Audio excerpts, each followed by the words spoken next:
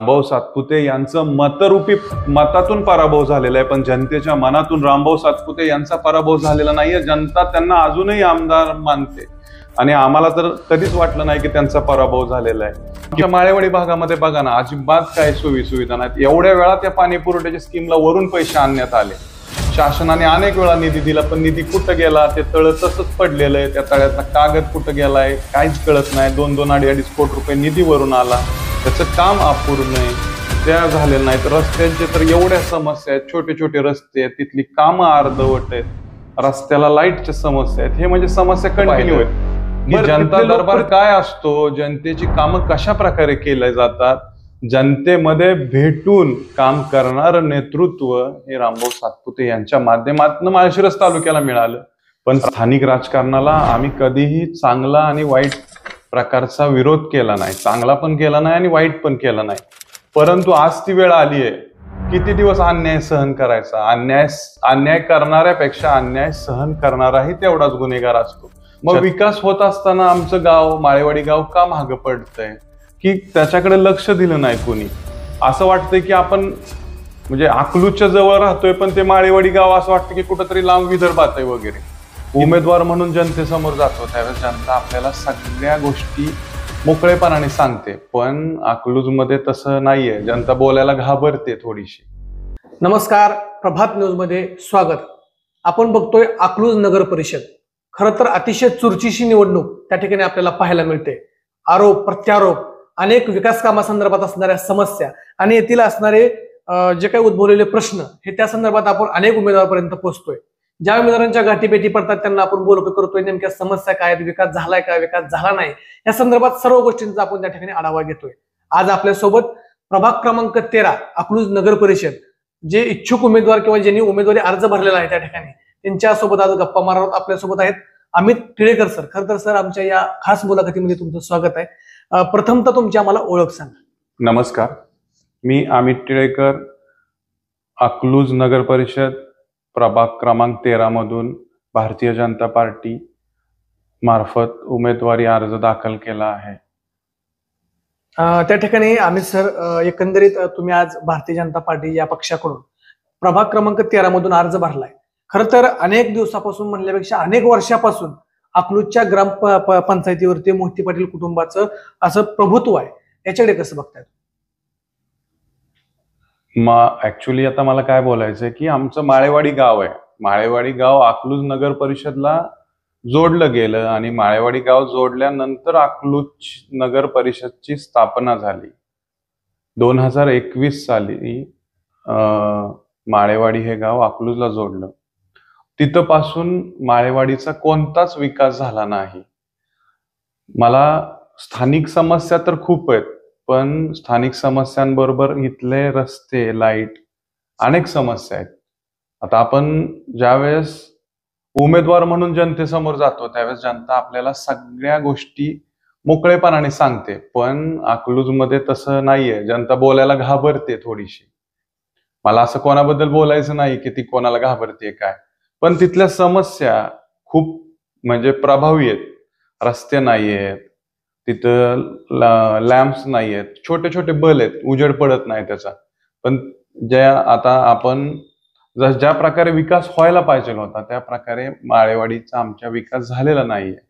आणि तिथल्या स्थानिक लोकांनी जेवढ्या प्रभावीपणे मांडायला पाहिजे होता, स्थानिक लोकांनी म्हणजे तिथल्या स्थानिक म्हणजे माळेवाडीतल्या स्थानिक पुढाऱ्यांनी मांडायला पाहिजे होता, तेवढ्या प्रकारे मांडला नाही.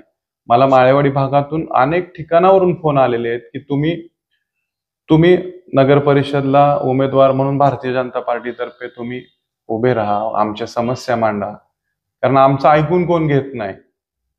खरं तर एकंदरीत मोहिते पाटील कुटुंबाला असं कधी तुम्हाला वाटलं की या कुटुंबाला आपण यांच्या विरोधात कुठेतरी गेलं पाहिजे, विकासासंदर्भात मुद्दे उपस्थित केले पाहिजे आणि समस्याचं निराकरण केलं पाहिजे, मोहिते पाटील कुटुंबाबद्दल कधी तुमच्या मनामध्ये भावना तयार झाली? नाही, मोहिते पाटील कुटुंबाला असं नाही म्हणता येणार. मी माझ्या पक्षाचं काम करतो, भारतीय जनता पार्टीचं. भारतीय जनता पार्टीचे संस्कार आहेत. भारतीय जनता पार्टीचे मूळच मोदीजींचा एक विकासाचा नारा आहे की सबका साथ सबका विकास. मग विकास होत असताना आमचं गाव माळेवाडी गाव का मागं पडतंय की त्याच्याकडे लक्ष दिलं नाही कोणी. असं वाटतंय की आपण म्हणजे अकलूजच्या जवळ राहतोय, पण ते माळेवाडी गाव असं वाटतं की कुठंतरी लांब विदर्भात आहे वगैरे. इतका म्हणजे आमच्या भागामध्ये आता माळेवाडी गाव तसं लोकसंख्येनी लहान आहे, पण प्रभागाचं भौगोलिक दृष्टिकोनातनं जर विचार केला तर ते मोठं आहे. तिथं शेतकरी वर्ग जास्त प्रमाणामध्ये राहतो, तिथल्या पालन रस्त्यांच्या समस्या आहेत. आज तुम्हाला सांगतो मी की अजूनही आमच्या गावामध्ये वॉटर सप्लायचं फिल्टरचं पाणी नाहीये. तिथली जनता अजून सुद्धा बोरचं पाणी टाकीमध्ये टाकून त्या टाकीमधून जनतेला पाणी मिळतंय. म्हणजे इतका मागासलेला भाग आमचा अजूनही आहे. खरं तर त्या ठिकाणी आमच्या माध्यमातून किंवा सर्वत्र अशी चर्चा आहे की अकलूज ही आशिया खंडातली 1 नंबरची ग्रामपंचायत. आणि तुम्ही आता असा उल्लेख केला की अकलूजला चिटकूनच आमची माळेवाडी ग्रामपंचायत, आणि अक्षरशः तिथं असा अनुभव आहे की आदिवासी भाग कसा जगतो तसं तिथली मग तुम्ही याच्या संदर्भात कधी तिथल्या असणाऱ्या बॉडी संदर्भात किंवा ग्रामपंचायतीला कधी असे आंदोलन वगैरे संदर्भात कधी चर्चा केली नाही? खरं सांगायचं झालं तर 80-90 वर्ष झालं आमचं कुटुंब माळेवाडी या गावामध्ये राहतंय, पण स्थानिक राजकारणाला आम्ही कधीही चांगला आणि वाईट प्रकारचा विरोध केला नाही. चांगला पण केला नाही आणि वाईट पण केला नाही. परंतु आज ती वेळ आली आहे. किती दिवस अन्याय सहन करायचा? अन्याय करणाऱ्यापेक्षा अन्याय सहन करणाराही तेवढाच गुन्हेगार असतो. छत्रपती शिवाजी महाराजांनी शिकवण दिलेली आहे की अन्यायाच्या विरुद्ध तुम्ही लढा दिला पाहिजे.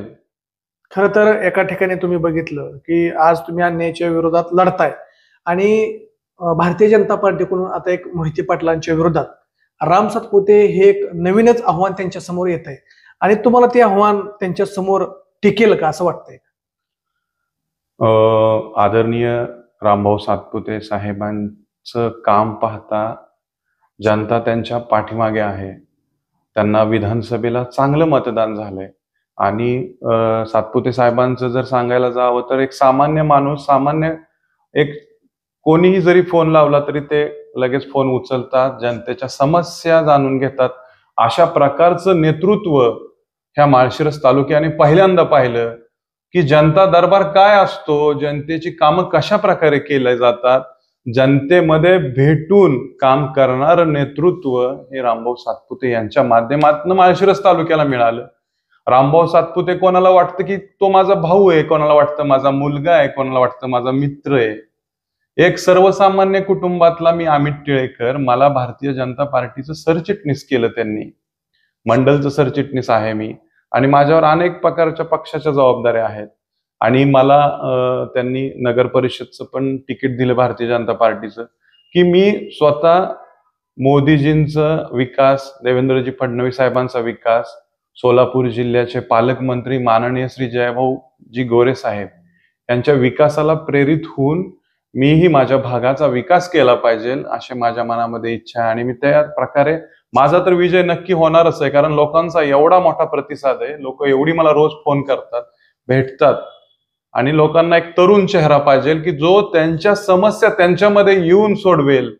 आणि आमच्या नगर परिषदच्या माध्यमातून सर काय समस्या असतात की लाईट, रस्ते, पाणी, आरोग्य, स्वच्छता, ह्या 5 मूलभूत समस्या मी नगर परिषदच्या माध्यमातून सोडवण्यासाठी नक्की प्रयत्न करेल.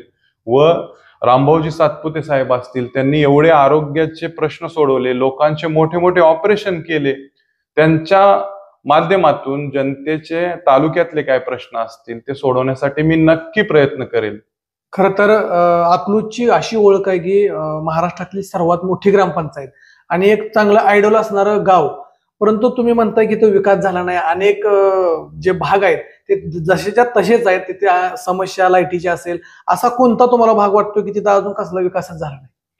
आमचा माळेवाडी भाग आहे, म्हणजे विकास अकलूजचा झाला एक मध्यच ठिकाणी फक्त, म्हणजे गावापुरता तिथं दिसतोय, पण आजूबाजूला विकास दिसत नाही.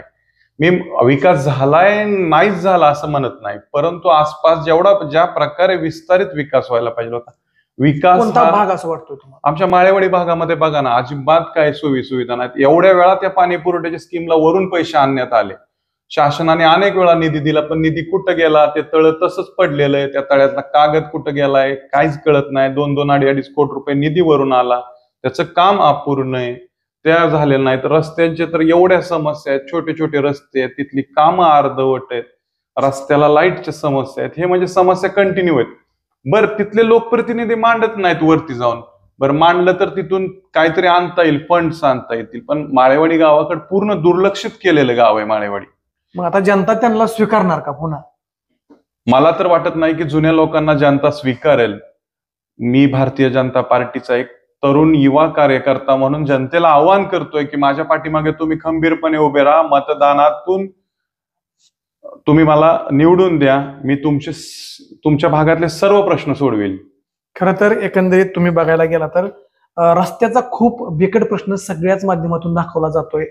अकलूज नव्हे तर अकलूजचे जे जे मोठमोठी गावं जोडलेली आहेत, मग वेळापूर येणारा रस्ता असेल, माळशिरस कडून येणारा रस्ता असेल, इंदापूर कडून येणारा रस्ता असेल, दुरावस्था खूप आहे अशी समस्या त्या ठिकाणी मांडताना दिसते. तुमच्या भागातून जाणारा प्रतापसिंह चौकातून जो रस्ता वेळापूरकडे जातो तो तर सांगायलाच नको, कारण तो सर्वजण अनुभवत आहेत. त्या संदर्भात काय सांगा?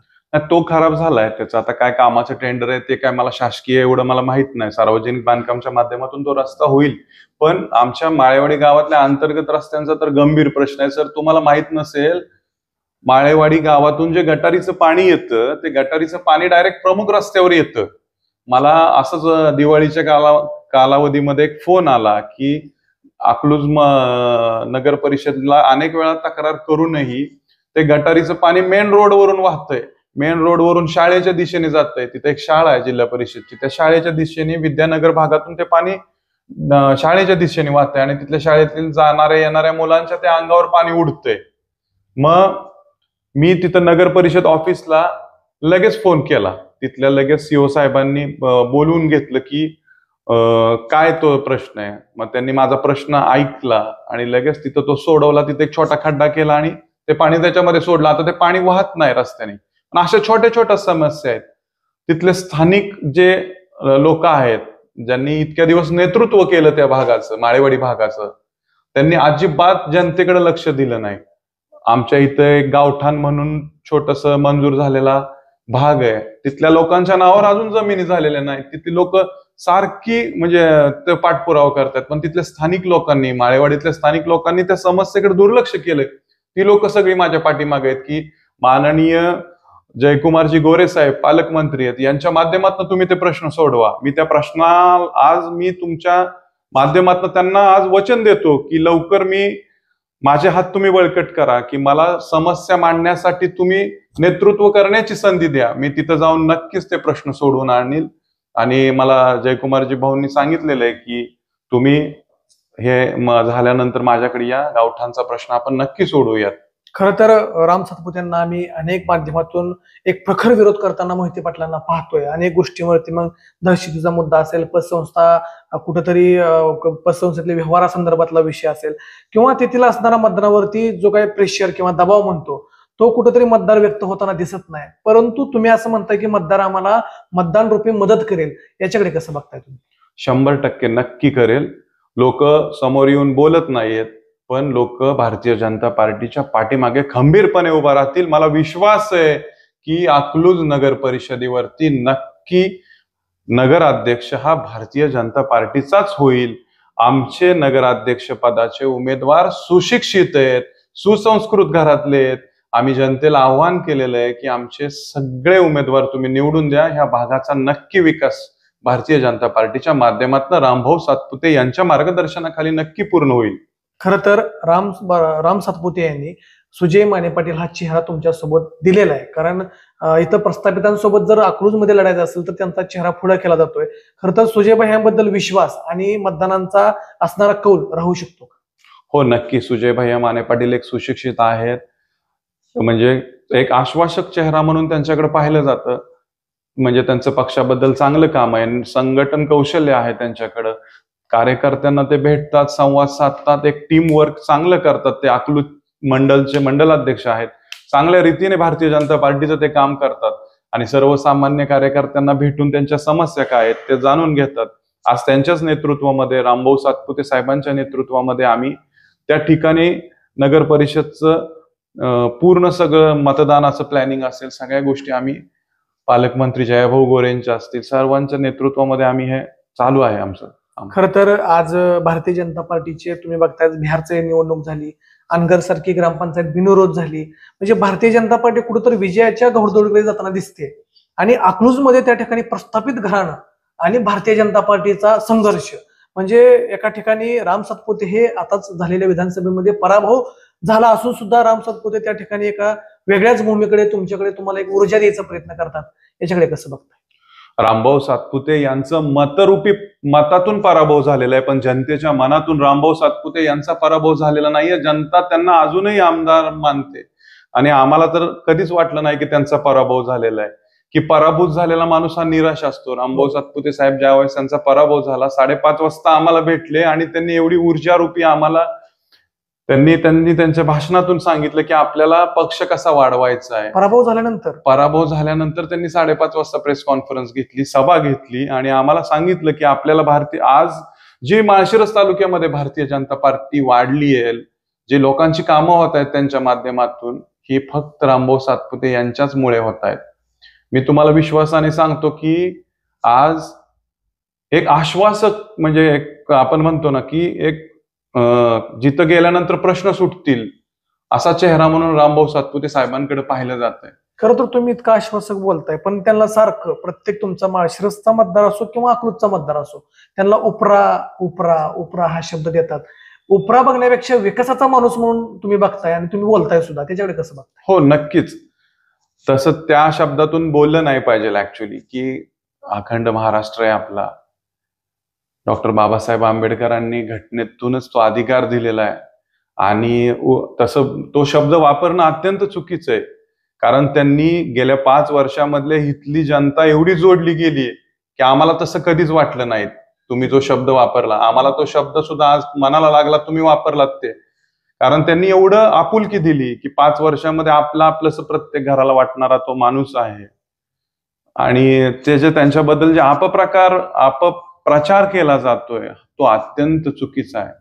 खरं तर तुम्ही मगाशी सांगितलं की आरोग्याविषयी समस्या म्हणजे आज इलेक्शन पुरतच आम्ही सांगत नाही, पण याच्या अगोदर अनेक माध्यमांमध्ये रामभाऊ सातपुतेंनी केलेल्या आरोग्य समस्या अनेक समाजामध्ये प्रखरतेनं ज्वलंत झाल्या आणि लोकांना एक विश्वास तयार झाला की आरोग्यविषयी समस्या सोडवणारा राम सातपुते हा चेहरा आश्वासक आहे. याच्याकडे कसं बघताय? हो, नक्की आश्वासक आहेत. ते लोकांना भेटतात.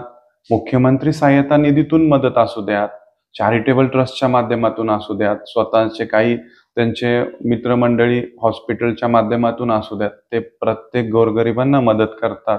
आज एवढ्या वर्षामध्ये माळशिरस तालुक्यामध्ये जी कधी गोष्ट लोकांनी बघितली नव्हती, जी गोष्ट लोकांना माहित नव्हती, ती त्यांनी करून दाखवली. कोणती नेमकी? कोणती? आरोग्याची असेल, लोकांची विविध शासकीय कामं असतील, प्रत्येक ह्याच्यामध्ये रामभाऊ सातपुते यांनी जनतेला विश्वास दिलेला आहे की मी करू शकतो. आज ते आमदार नसताना सुद्धा कामं होतात लोकांची. हो, खरं तर शेवटचा प्रश्न आपण ज्यावेळेस शेवटकडे जात असतो, प्रभाग क्रमांक 13 मधून त्यांनी तुम्हाला त्या ठिकाणी संधी दिली आणि प्रभागातल्या लोकांना किंवा रामभाऊ सातपुते यांना तुम्ही काय म्हणजे सांगू इच्छिता की बाबा मी हा विश्वास देऊ शकतो आणि माझ्याकडे हा एक विजन आहे त्या प्रभागामध्ये काम करण्याचं? माझ्या प्रभागामध्ये अनेक समस्या आहेत. रस्ते असतील, लाईट असतील, पाणी असेल, स्वच्छतेचा असेल. मी नगर परिषदच्या माध्यमातून जनतेला एक विश्वास देऊ इच्छितो की नगर परिषदच्या माध्यमातून जेवढे काही प्रश्न असतील ते प्रभाग 13 मधील जनतेचे सोडवण्यासाठी भारतीय जनता पार्टीतर्फे सर्व प्रयत्न करेल आणि कोणतेही प्रश्न उपस्थित झाले की ते लवकरात लवकर कसे सुटतील असं आश्वासन मी जनतेला देतो. मला थोडंसं पिण्याच्या पाण्याचा गंभीर प्रश्न आहे, तो आधी मार्गी लावायचा आहे आपल्याला. आता मोदीजींच्या हर घर जलच्या स्कीमच्या अंतर्गत आता ते सगळी कामं झालेली आहेत आणि केंद्र सरकार आणि राज्य सरकार रस्ते आणि लवकरात लवकर लाईटचे पण प्रश्न सोडवतील. ते प्रश्न सोडवण्यासाठी तुम्हाला एक आश्वासक चेहरा आणि एक सुसंस्कृत, सुशिक्षित आणि निर्व्यसनी आणि तुम्हाला 24 तास अवेलेबल राहणारा नगरसेवक म्हणून माझ्याकडे जनता पाहतीये आणि मला लवकरात लवकर जनतेमध्ये जाऊन जनतेची काम करण्याची संधी जनतेने द्यावी, एवढीच मी जनतेला विनंती करू इच्छितो. नक्कीच आपल्यासोबत होते अमितजी टिळेकर की ज्यांना भारतीय जनता पार्टीकडून प्रभाग क्रमांक 13 मधून उमेदवारी मिळाली. खरं तर साहेब तुम्हाला सांगायचं म्हणजे मोहिते पाटलांसंदर्भात आम्ही तुम्हाला प्रश्न विचारत होतो, पण कसलाही विरोध तुम्ही त्यांच्या संदर्भात दाखवला नाही. तुम्हाची अशी इच्छा आहे की माझ्या प्रभागाचा विकास झाला पाहिजे आणि मला एक आश्वासक चेहरा म्हणून रामभाऊ सातपुते यांचा वाटतो आणि म्हणून आम्ही त्यांच्या पाठीमागं त्या ठिकाणी विश्वासानं उभा राहिलोय. खरं तर अनेक वेळा अनेक आपण माध्यमातून बघतोय की कुणाला तरी विरोध करायचा आणि आपलं नाव करायचं, तसं तुम्ही न करता विश्वासक चेहरा भारतीय जनता पार्टीकडून रामभाऊ सातपुते आम्हाला वाटतात आणि प्रभाग क्रमांक 13 मध्ये नक्कीच त्या ठिकाणी बदल होऊ शकतो आणि लोकांच्या आम्ही गरजा किंवा समस्या त्या ठिकाणी सोडवू शकतो असं अमितजी यांनी आपल्याला सांगितलं. खरं तर मोहिते पाटला यांच्या उमेदवारांचं काय विजन असणार आहे किंवा दुसऱ्या उमेदवारांचं काय विजन असणार आहे हे आम्ही तुमच्यापर्यंत पोहोचूच, परंतु जे आपल्यासोबत आज अमित चंद्रकांत टिळेकर साहेब होते त्यांनी प्रभागात नेमकं काय परिस्थिती आहे, काय होणार आहे, रस्त्यांची दुरावस्था किती आहे किंवा प्रभागात जाऊन मला विजन काय मांडायचं आहे त्या संदर्भात सगळ्या दिलखुलास गप्पा मारल्या. सर, तुम्हाला आमच्या प्रभातच्या टीमकडून तुम्हाला शुभेच्छा. तुम्ही नक्कीच भारतीय जनता पार्टीकडून उमेदवार निवडून याचालच, कारण तुमच्याकडे विजन चांगला आहे आणि विजन ज्या माणसाकडे असतो तोच माणूस प्रभागाचं चांगलं काम करू शकतो. आमच्याकडून तुम्हाला शुभेच्छा आहे. खरं तर आज तुम्ही आम्हाला वेळ दिला आणि तुमच्या मनातले विजन सांगितलं, कशा संदर्भात तुम्ही भारतीय जनता पार्टी सोबत जोडले गेला आहात ते सुद्धा सांगितलं. खरं तर अनेक उमेदवारांच्या आम्ही मुलाखती तुमच्यापर्यंत पोहोचणार आहोत. खरं कोण खोटं कोण, दबाव आहे का दबाव नाही याच्या संदर्भात सुद्धा आम्ही गोष्टी सांगणार आहोत. तुर्तास तरी आजही आपल्याला वेळ दिला आणि आपल्याला सर्व गोष्टींचा खुलासा केला. त्यांचा आभारी आहे. धन्यवाद. धन्यवाद.